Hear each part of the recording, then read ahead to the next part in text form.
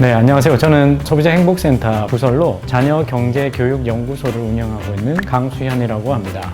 청소년의 이런 문제들은 이 두 가지로 정리해 볼 수 있을 것 같습니다. 첫 번째는 친구들과 어울리기 위해서 굳이 안 해도 되는 형태의 소비들을 하는 경우들입니다. 요즘에 모바일 게임에 대해서 현질을 한다든지, 그리고 그걸 위해서 이제 돈을 써야 되기 때문에 초등학생들이 포커를 이제 손을 대기 시작을 한다든지, 아니면 포켓몬빵 안에 있는 띠부띠부실을 얻기 위해 6만 원어치 포켓몬빵을 샀다가 띠부띠부실만 얻고 전부 버리는 그런 것들이죠. 그리고 두 번째는 디지털 화폐에 대한 그런 이해가 좀 부족하다고 보여질 수 있습니다. 게임 아이템을 구매할 때 그 부모의 카드로 426만 원을 결제했다는 기사라든지, 또는 BJ에게 1억 3천만 송금을 한 그런 사례라든지, 또는 요즘 13세 사채업자라고 얘기하는 그런 일들이죠. 대리입금 문제, 이런 문제들이 이제 생겨나는 것도 이런 디지털 상황에서의 이런 화폐들을 어떻게 사용하는지에 대한 인식이 미숙하다고 볼 수 있겠습니다.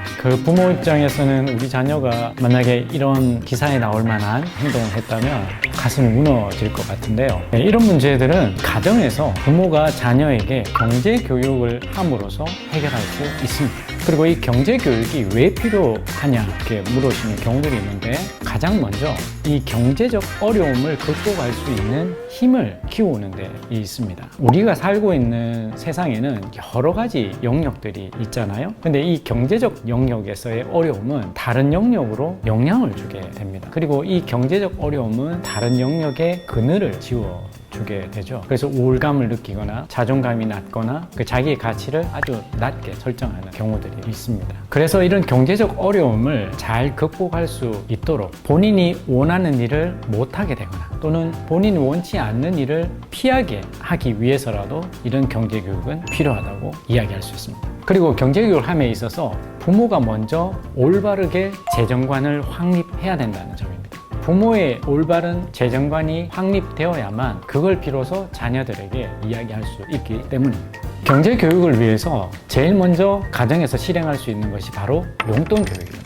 용돈은 꼭 줘야 하냐요? 라고 질문하시는 부모님들이 많이 있으신데요. 이 용돈을 줘야 하는 이유를 설명하기에 앞서서 이 용돈의 정체성을 먼저 말씀을 드리겠습니다. 이 용돈은 가족 경영이라는 측면에서 부모가 벌어들이는 소득을 먼저 이해하셔야 됩니다. 부모가 벌어들이는 소득은 가족을 위해서 사용하는 자산이다 라고 인식을 먼저 하시는 건데요. 부모가 밖에서 열심히 가정을 위해서 벌어들이는 소득을 가지고 생활을 하는 거죠. 부모의 돈이라는 측면보다는 가정 경영의 관점에서 가족을 위해 벌어들이는 소득이다 라고 먼저 정의를 하시고, 그리고 이 용돈은 가족 구성원이 누리는 혜택이다 라고 이해를 하시면 되겠습니다. 그러면 이 용돈을 통해서 혜택을 누렸으면, 그리고 이 가족의 집안일을 위해 가족의 공동 책임을 수행하는 것도 함께 포함이 됩니다. 그 용돈의 혜택과 집안일의 공동 책임 수행까지를 이제 함께 보시는 거죠.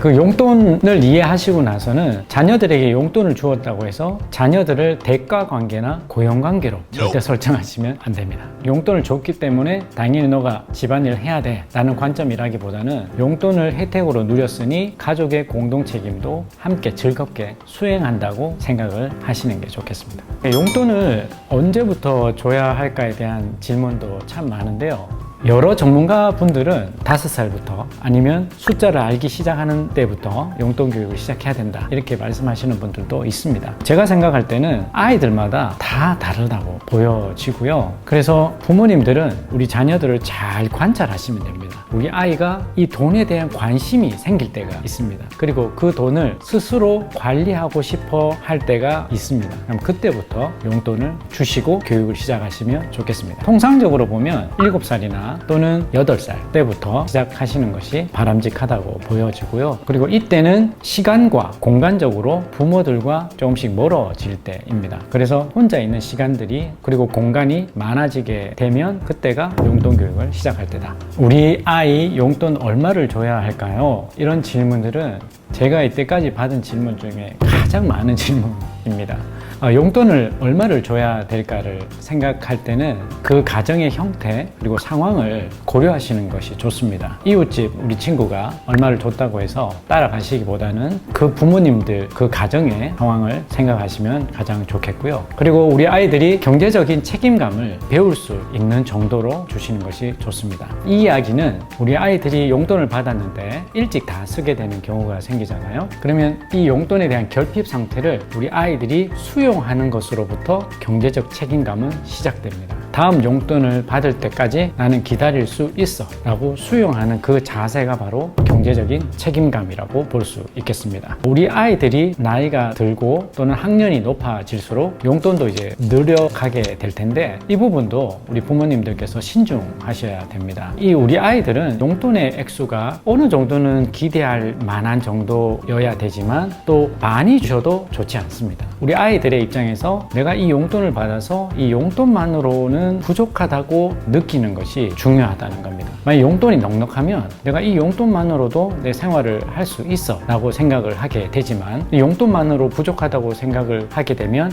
내가 이 용돈으로서는 부족하니 경제적인 자립을 해야 되겠구나 라는 생각들을 할 수 있기 때문입니다. 또 우리 부모님들께서 자녀들이 성적이 좋거나 하면 보상의 수단으로 용돈을 높여주시거나 특별 용돈을 주시는 경우들이 있잖아요. 우리 아이들에게 금전적 동기만을 강조하는 것은 위험하다고 볼 수 있습니다. 금전적 동기보다 더 바람직한 동기를 선택할 수 있도록 가르치시는 것이 중요하겠습니다. 그리고 또 한 가지는 이 용돈을 벌칙의 수단으로 사용할 수 있을까에 대한 부분입니다. 부모님들께서 기억하셔야 될 것은 용돈은 교정수단이 될 수 없다는 겁니다. 잘못된 행동을 했을 때 너 이번에 용돈 없어 라고 얘기를 하게 되면 우리 아이들의 입장에서는 잘못된 행동을 고치기 위해서 용돈을 받지 않는 것으로 때울 수 있네? 잘못된 행동을 내가 언젠가 돈으로 때울 수 있구나 라는 생각을 은연중에 가지지 않도록 주의하셔야겠습니다. 우리 부모님들께서 자녀들에게 용돈 교육을 하실 때 중요한 3가지를 정리하는 것으로 마치겠습니다. 첫 번째는 우리 아이들이 주체적 소비를 할 수 있도록 가르치는 것입니다.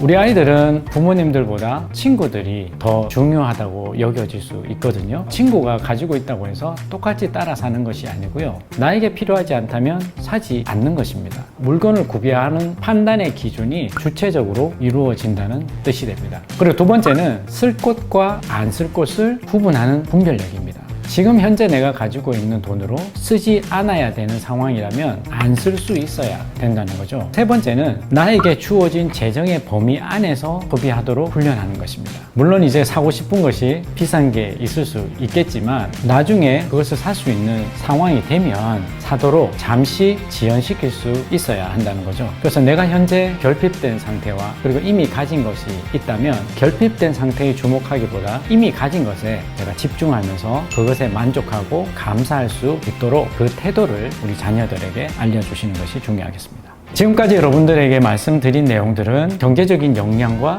금융 능력을 키울 수 있도록 해주게 됩니다. 우리 부모님들이 먼저 재정관을 확립하셔서 우리 자녀들에게 이런 바람직한 경제교육을 하실 수 있기를 응원하겠습니다.